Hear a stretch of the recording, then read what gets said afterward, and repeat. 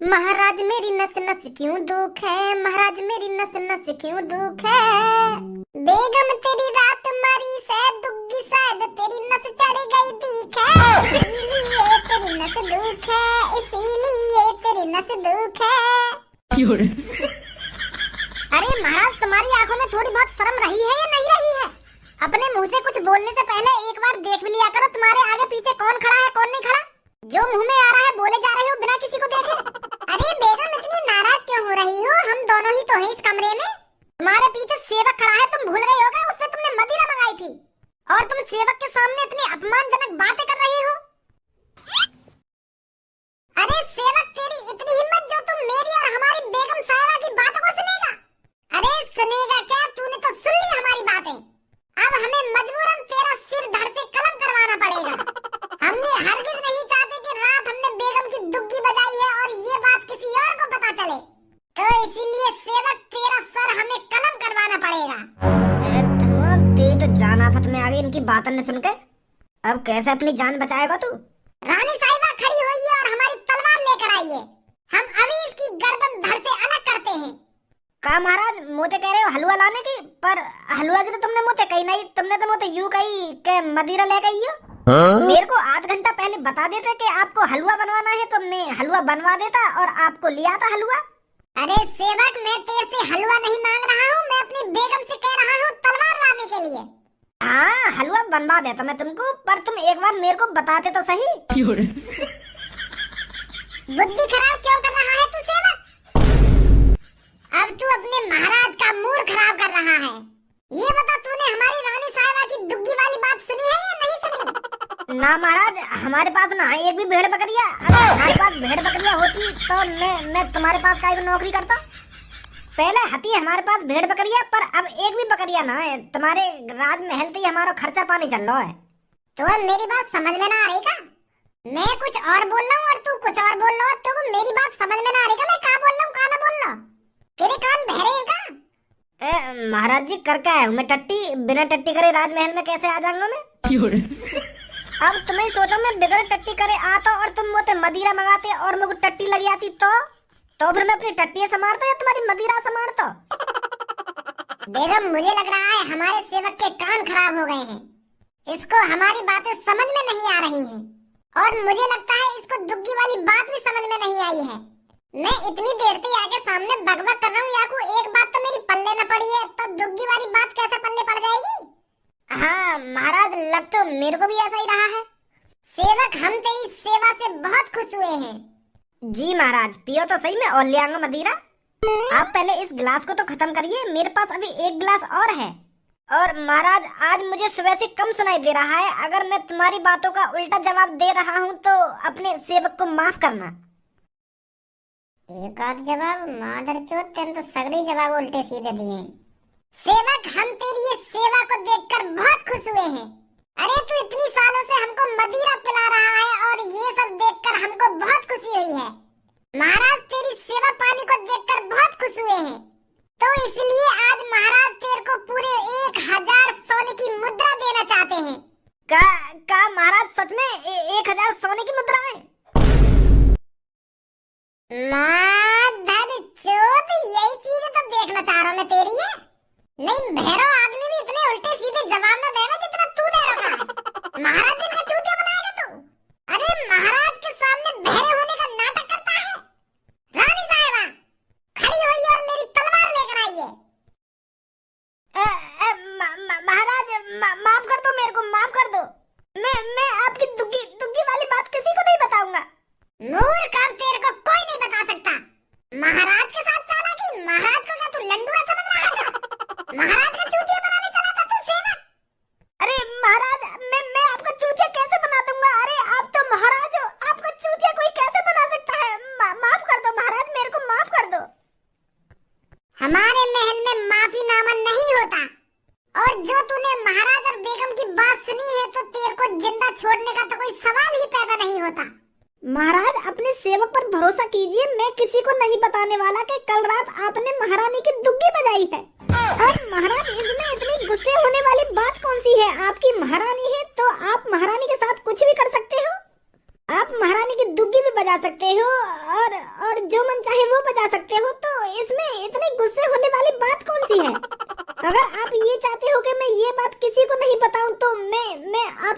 करता हूँ। अरे वादा गए तेल लगाने। महारानी लाइए मेरी तलवार। अरे तू अगर मेरे को मदिरा देकर यहाँ से चला जाता तो आज तेरी जान बच जाती। ना तू हमारी और महारानी की बातें यहाँ खड़े होकर सुनता और ना तेरा सर हम धड़ से अलग करते। ये हमको मदिरा देकर चले जाना चाहिए था। महाराज, अगर तुम मेरे को मारना ही चाहते हो तो आप अपनी सेवक की एक इच्छा पूरी नहीं कर सकते? बस आप मेरी एक इच्छा पूरी कर दीजिए, मैं खुशी खुशी आपकी तलवार के नीचे आ जाऊंगा। बता फिर क्या इच्छा है तेरी? महाराज तेरी एक इच्छा तो पूरी कर ही सकते हैं। महाराज, मेरे भी बालक बच्चे हैं तो मेरे को बीच सभा में मारिए और उन्हें सब कुछ बताकर मारिए कि मैंने क्या गुनाह किया है और मुझे किस बात की सजा मिल रही है। गाड़ू बिल्कुल लंडू नहीं समझ रहा होगा मुझको तो। और मैं बीच सभा में अपनी महारानी की यूं बात बता दूंगा कि कल रात मैंने महारानी की दुग्गी बजाई तो यूं बात पूरे महल में पता पड़ जाएगी। अभी तक तो भी बताओ यूं बात, फिर तो पूरे महल में पता पड़ जाएगी। फिर हमारी रानी साहबा की क्या इज्जत रह जाएगी? चूतिया समझ रहा हूँ मैं, नहीं मर ले कमरा में चुप। अरे महाराज, आप मेरी एक इच्छा पूरी नहीं करोगे? आपने कभी भी जिसका सिर कलम किया है उसकी एक इच्छा जरूर पूरी करी है आपने, तो अपने इस ईमानदार सेवक की एक इच्छा पूरी नहीं कर सकते आप? महारानी का करो जाए या ने तुम्हें फंसा दिया। महाराज तो ऐसा करते हैं, अभी हम आज रात सोचा विचारी करते हैं इसके साथ क्या करना है क्या नहीं करना।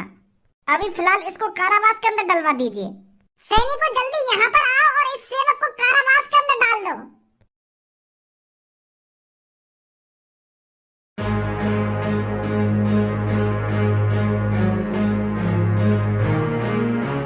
महाराज, ये वही दो सेवक हैं जो 15 दिन से राजमहल में काम करने नहीं आ रहे हैं और इनकी 15 दिन से एक दूसरे की लड़ाई चल रही है।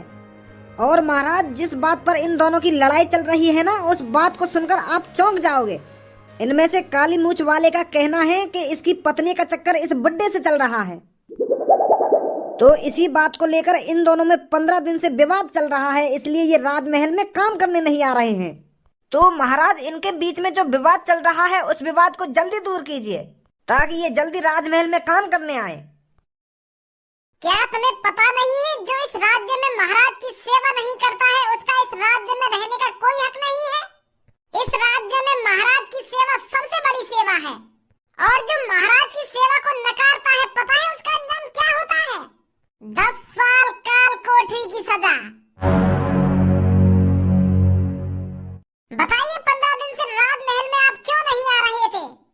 मेरे महाराज, मैं आपका सेवक हूँ और जिंदगी भर आपका सेवक ही रहूंगा। अरे मैं तो आपके चरणों में आपकी सेवा करते करते बूढ़ा होकर मरना चाहता हूँ, पर महाराज मेरे साथ जो हुआ है उस बात को मैं अपने मुंह से कैसे बताऊं? अरे मैं तो रोज आपके महल में आपकी सेवा करने आता रहा और ये बुढ़ा मेरे पीछे मेरे घर में मेरी बहू की सेवा कर रहा था। महाराज, इसका मेरी बहू से चक्कर चल रहा है और ये बुढ़ा रोज रात को मेरे घर पे आया करता था और मेरी बहू के साथ छेड़ाखानी करके चला जाया करता था। छेड़ाखानी मतलब?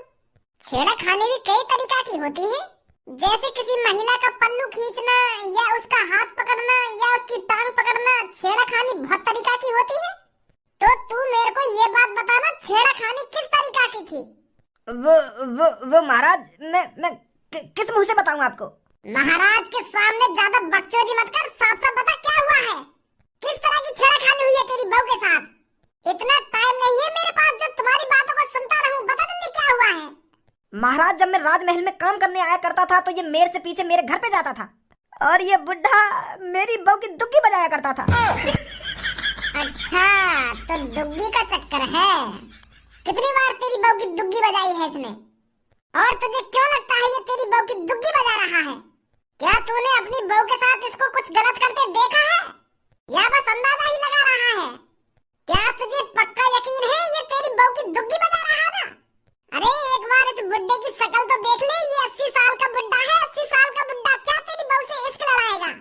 अरे इसकी तो कब्र में जाने की उम्र है, कब्र में जाने की। क्या तुझे लगता है इसकी दुग्गी बजाने की उम्र भी बची है? तो साफ साफ बता क्या बात है? क्यों तू इस बुड्ढे पर इतना बुरा इल्जाम लगा रहा है? महाराज, मैं इल्जाम काहे को लगा रहा हूँ? यूं रात को मैंने अपने घर से बाहर निकलता हुआ देखो है। अब तुम्हें बताओ, रात को ये मेरे घर में क्या करने आए हो?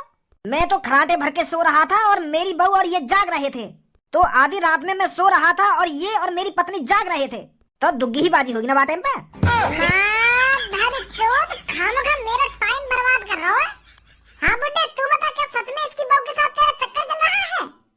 महाराज मैं तो 80 साल का एक बुजुर्ग बुड्ढा हूँ। अरे मैं इस उम्र में क्या इश्क लड़ाऊंगा? अरे इश्क लड़ाने की उम्र तो 18 साल से 35 साल के बीच होती है, तो मैं बुजुर्ग आदमी क्या इश्क लड़ाऊंगा? मेरे महाराज ये आदमी मेरे को फंसा रहा है। मेरा कोई चक्कर नहीं है इसकी बहू के साथ। अरे मैं तो इसकी बहू को अच्छी तरीका से जानता भी नहीं हूँ, ना ही पहचानता हूँ। क्या आपको लगता है मैंने ऐसा कुछ करा होगा? अरे मैंने तो आपकी सेवा में पूरी जिंदगी निकाल दी।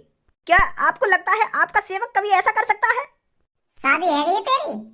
अरे महाराज, आपकी सेवा करते करते शादी करने का टाइम ही नहीं मिला। रे यह बात है तो मैं मान लूं कि तैने अपनी उम्र मेरी सेवा पाने में निकाल दी है, पर तैने अपनी शादी न करी तो वो शादी करने का मौका ही न मिला? नहीं मिला महाराज। तो यह हिसाब से तैने दुग्गी बना ली होगी काहे की? लेने की बात तो दूर रही, मोए लगा तैने देखी भी ना होगी काहे की दुग्गी। अच्छा अब समझा मैं। जवानी में तो तू किसी की दुग्गी नहीं देख पाया, पर अब बुढ़ापे में देखना चाहता है, तो इसलिए रात में तो इसके घर पे जाता है इसकी बहू की दुग्गी देखने। महाराज ऐसा गलत मत सोचो मेरे बारे में। मैंने तो नाया की बहू देखी, नाया को घर देखो, तो तुम्हें ऐसा विचार तो मेरे मन में आ ही नहीं सकता। बीरबल क्या लगता है इनमें से कौन सच बोल रहा है? मेरे महाराज मोगू तो दोनों ही सही लग रहे हैं। मोगू तो या कारी मूछ वाले की भी बात सही लग रही है और या सफेद मूछ वाले की भी बात सही लग रही है। इसका फैसला तो आप ही कर सकते हो महाराज। मुझे तो इस काले मूछ वाले की बातें सही लग रही हैं। जब ये बुड्ढे ने अपनी पूरी जिंदगी में काहे की ना दुग्गी देखी है ना दुग्गी बजाई, तो बुढ़ापे में यहाँ मन कर आया हूँ। यूँ सोच रहा हो कि मरने से पहले एक बार दुग्गी का स्वाद चखता ही चलूं, तो इस बुड्ढे का चक्कर चल रहा होगा इसकी बहू से। अरे महाराज इतना गलत इल्जाम मत लगाइए मुझ पर। अरे मैं कह तो रहा हूँ मैंने इसकी ना बहू देखी है ना इसका घर देखा है। अरे मुझे तो ये बात समझ में नहीं आ रही है, ये मुझ पर इतना घटिया इल्जाम क्यों लगा रहा है? अरे मैं तो अपने घर में अकेला रहता हूँ। मेरे पे 5 बीघा जमीन है और बड़ी मुश्किल से मैं उसमें अनाज उगा पाता हूँ। अरे कुछ दिन की मेरी जिंदगी बची है, तो मैं इतनी बुरी हरकत क्यों करूँगा? क्या 5 बीघा जमीन है तोपे? हाँ महाराज। और काली मूछ तोपे के बीघा जमीन है? मोपना महाराज 1 बीघा जमीन। ऐसा तो ना यू या बुड्ढे की जमीन हथियाना चाहते हो? यू सोच रहे हो कि या बुड्ढे पर झूठा इल्जाम लगा कर या को काल कोठी में डलवा दूं और या के खेत में हड़प लूं? मोको तो ऐसे ही चक्कर लग रहा है। झूठ बोल रहा है तो बुड्ढे, तेरा चल रहा होगा इसकी बहू के साथ चक्कर। मैं तेरे को हुक्म देता हूँ, जितनी भी तेरे पास जमीन है वो जमीन अब इसके नाम कर दी जाएगी और तेरे को पूरी उम्र भर जेल में चढ़ना पड़ेगा। दुग्गी बजाएगा दुग्गी, इसके लड़ाएगा बुड्ढा इश्क। बहुत बहुत शुक्रिया महाराज, बहुत बहुत शुक्रिया। अरे तुमने तो मेरी मुंह की बात छीन ली। धन्य हो महाराज, आप धन्य हो। बढ़िया कर दिया ना मैंने, वैसे यहाँ की जमीन तेरे नाम कर गए। बहुत बढ़िया करा तुमने, ऐसे ही होना चाहिए आगे से। सैनिकों इस बुड्ढे की जगह इसको जेल में डालो। माधर चोद दातन ने दिखा रहा हो, दातन ने लोगों पहले सका तू यहाँ की जमीन हथियाना चाह रहा हो। महाराज कहा महाराज झूठ बोल रहा हूँ मैं? ऐसा ना महाराज। सैनिकों ये अपने महाराज से झूठ बोल रहा है, इसको फांसी पे लटका दो जाकर। जैसा आप कहो महाराज। माफ कर दो महाराज, माफ कर दो। तुम बिल्कुल सही है। मैं अभी जमीन ही हथियाना चाहता था महाराज। मैं ये सोच रहा था अगर इसको आप काल कोठरी के पीछे डाल दोगे तो इसकी जमीन को मैं हथिया लूंगा। बहुत बड़ी गलती हो गई महाराज मुझसे, मेरे को फांसी पे मत लटकाइए। यह बात है तो मैं पहले पहचान गो। सैनिकों डाल दो इसको काल कोठरी के अंदर।